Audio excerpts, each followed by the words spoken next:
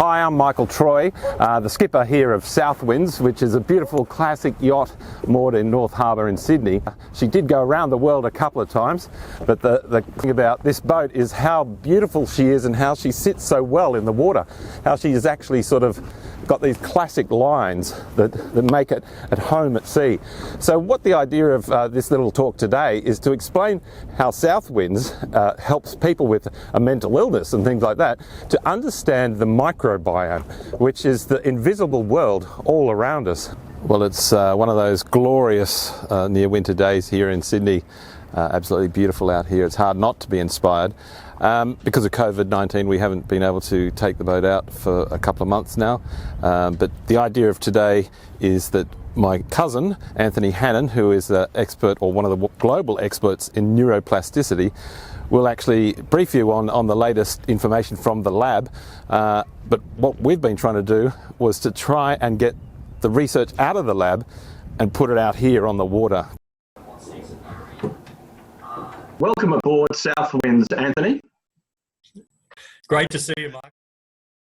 When we as humans, we are given our genes at birth, we sort of have our boat essentially made for us, which is our human genes, but that we also interact with lots of other genes out there, lots of other things that go on. So how would you describe that process of how human genes interact with other genes around them? Yeah, this is very complex because obviously your human genes, as you said at conception, it's all there in the fertilized egg, this zygote, and your whole body, your trillion cells in your body are created from this genome that's there at conception. And we're very interested in epigenetics, the idea that as well as that genetic information there at conception, there's epigenetic information based on the lifestyle of your parents and maybe even your grandparents, which is a whole new revolution of epigenetics. So at conception, you've got both a genetic blueprint, but you also appear to have an epigenetic blueprint that can act on top of that. And after that, your environment combines with your genes at every stage, in utero, during pregnancy, after birth, childhood, and throughout adulthood. It's a continuous dynamic interaction between genes and environment. But then you have the extra layer of complexity. You have these trillion or so cells in your body which carry this genome, this blueprint of your life. But then you have trillions of bacteria, this microbiome, this microbiota that occupy your gut. And so when you just count numbers of cells, you're actually more bacterial than you are human if you just add up the human cells in your body versus the bacterial cells. All of us are more bacterial than we are human, which adds a whole layer of complexity because this microbiome is talking to your brain, it's talking to your immune system and all of your other organs. So you do have this extraordinary complexity in the human body, and we're particularly interested in the human brain. Well, I suppose in this analogy I'm sort of getting at is that you're like a boat going on a journey as a human, and you encounter so many different things in the environment, and they actually have a real impact. And especially when we talk about brain health, mental illness, you believe actually alter and sort of enhance your brain as you go along by exposing yourself to different things. Is that right? Yeah, there's evidence. When I talk about brain health, there's evidence. I talk about 5 factors for brain health, and together with brain health, we can think about slowing brain aging, because things like Alzheimer's, dementia are really the biggest risk factor there is always aging and brain aging. And so if you can slow brain aging, you can delay onset of Alzheimer's, dementia, but all of these forms of mental illness like depression, bipolar disorder, anxiety disorder, schizophrenia, and so on, they obviously are also a complex mix of genetics and environment, and therefore we can't, short of CRISPR gene editing, these so-called gene editing technologies in the future, we can't change our genes, and that's a very challenging area at the moment. And as far as I'm aware, people are only really attempting that on blood cells, for example, for blood diseases, to actually correct gene mutations. And the reality is, for mental illness, there is no single gene mutation. It's just a very complex mixture of genetic predisposition together with environmental factors, and that's what dictates that one person gets a mental illness and one person doesn't at a particular point in their life. And so these 5 factors of brain health, they talk about cognitive stimulation, which is specific to the brain, so staying mentally active, and not that shouldn't stop at school or university. We should all be learning and trying to stay cognitively stimulated throughout our lives. The second factor is exercise, and physical activity is not just good for the brain, but good for the body. Every organ in the body benefits from exercise, and more generally, physical activity doesn't have to be a particular type of exercise.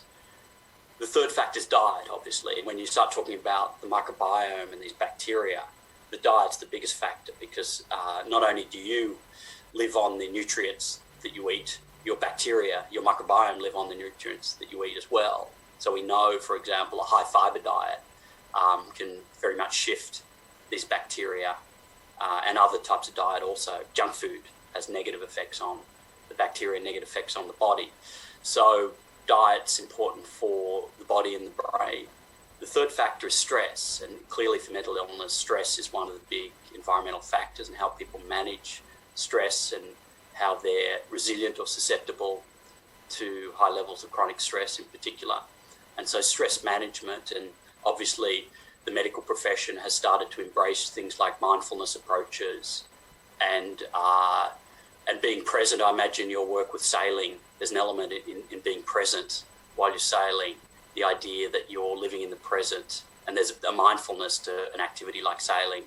And you need good sleep health, like getting good sleep patterns, healthy sleep patterns is good for the brain and the body.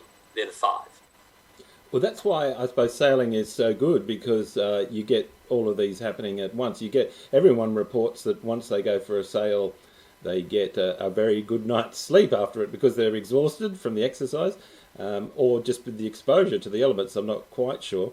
But when we talk about the food as well, I mean, that's what it's all about when you're on a boat. You've got to prepare the food, and we have a magnificent galley here on Southwinds, and to get around the world, you've got to self-contain and provision for a long, long trip, and that's what sort of, I suppose, you've got to do at a micro level as you go through life. You have to feed your bacteria as well as yourself. Is that what you're saying? Yes, diet's so important. And look, I think one of the ways to think about this is not overcomplicate it. What we really are at this point in time, all of us, are really just cavemen, hunter-gatherers. Our genes and our brains and our bodies are almost identical to our ancestors tens of thousands of years ago.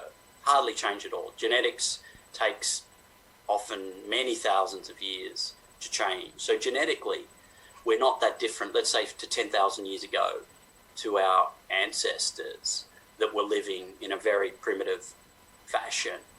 And therefore, with our genes and our brains and our bodies, we're adapted to eat natural food, mainly vegetables and fruit. Our ancestors, depending where they were, would have eaten some meat potentially, but not always, depending what part of the world they were and what season they were in. Those type of, obviously no processed food, very little sugar, lots of fibre, lots of vegetables. And these studies have been done, getting back to the gut microbiome, in those rare groups in the world that are still living, tribes in Africa and so on that are still living these naturalistic lives. And they have radically different gut microbiomes, apparently more diverse as well in many ways. So these studies are being done. But also, there are other differences. It's not all the gut and it's not all the bacteria. There's other differences, because diet doesn't just affect your bacteria. You absorb all the nutrients which travel through your blood to every organ in your body. So there's a lot of complexity to the effects of diet on the brain and on the body. I suppose the message here, though, is that you can't control your genes, but you can control these other factors. We just have to pay more attention to them. Is that right? Exactly. You're right. You can't control your genes. And when we talk about CRISPR gene editing, that will only be used for diseases where there's a single gene mutation and it's a fatal disease. And even then, these technologies are going to have their risks. Trying to tinker with genes is going to be have to be done very, very carefully. So ultimately, you can still not change your genes, but you can change your lifestyle, you can change your environment, you can change your experience and your exposures throughout your life. That's the one thing you can control. And with your work on the brain, like on a yacht, of course, we have the skipper who is the super brain on the yacht, like yourself as a scientist. But the thing is, you're never alone. You've got your crew working for you. The gut-brain axis, a lot of people don't understand that, do they? That your brain can respond to stimulus from other things. That's right. I think there's this dynamic, continual crosstalk between the brain and the body. Pretty much every organ is talking to the brain. So you have, if we start with the gut, yes, you have these trillions of bacteria, and they release small molecules that can travel to the brain and other organs. It talks to the immune system and the heart and other organs as well. And then you have nerves like the vagus nerve that goes from the gut to the brain, another way to communicate. And then the brain, like when the brain perceives stress, the brain triggers the release of stress hormones, which then go down not just to the gut, but to other organs. So there's a top-down that the stress perceived by the brain can change pretty much every organ in the body as well. So it's very much bidirectional, very complex interaction. And so the brain is not just a supercomputer sitting up above your neck. It's really much more than that. In many ways, it's an extraordinarily complex muscle that you have to keep active to keep it healthy up there, but also it's talking to all the organs, it's releasing hormones, and it's through nerves, it's sending signals down to all these other organs, and they're sending signals back to it. And thousands of different molecules are traveling through the blood, many of which can get through the blood-brain barrier and access the brain. So it's an extraordinary crosstalk between the brain and the body throughout life. And when you end up having mental illness or something, and stress, obviously, as you said, is one of those factors. Being at sea or just being out in the bush or the wilderness, that certainly seems to calm people, doesn't it? It does relieve stress, I think. I think so, and there's evidence for that. And how it works, we don't really know, whether it is this kind of mindfulness, being in the present. It's hard to be worrying about things in the future or regretting things in the past when you're active on the boat, doing your job and enjoying the sun and the wind and the salt air and so on, that you're in the present in a way that a lot of stress is about worrying about the future or regretting something that happened in the past. And so that's one aspect of a stress relief. But also, I think whether there is something intrinsic about humans, the way we're drawn to nature, these innate behaviours that we evolved, all of us came out of Africa. We know the origins of humans was in Africa on the savannah, and that's where our ancestors came from. And so up until, the past hundreds of years, maybe you could say a couple of thousand years, we've been living in totally naturalistic environments. Cities, big cities, have really just started to emerge in the last 2,000 years, which is really an eye blink in the history of human evolution. In my view, just about every major health problem that humans have has its origins in the brain. So go outside of mental illness, go outside of Alzheimer's and dementia and Parkinson's and epilepsy and stroke, and I can name 50 other neurological and psychiatric disorders. Go beyond those and think of the other big disorders. Think of diabetes, think of metabolic syndrome, think of obesity and heart disease. And all of these can be linked back to the brain and behaviour. So most of the big common diseases are lifestyle diseases, which our ancestors never had. Our ancestors were never obese. There wasn't enough food to be obese. You had to be physically active to get food.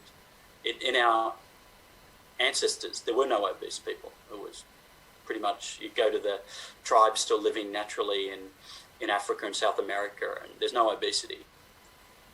If they haven't switched to Western type behaviours. And therefore a lot of it's related to addiction in terms of, unlimited food, addiction to sugar, addiction to fat, technological changes. So you don't have to have physical activity. Now people can order junk food in their home, have it delivered, and not leave their couch. Thank you very much for your time. And I know you'd rather be sailing or you'd rather be bushwalking. Which would you prefer? Oh, probably both. I like a bit of variety. I'd like to do a bit of both. Yeah. Did you have to make a choice?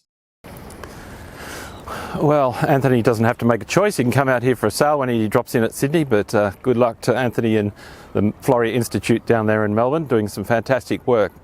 I suppose his message to us all is that the microbiome is extremely simple in a way, but also very complex.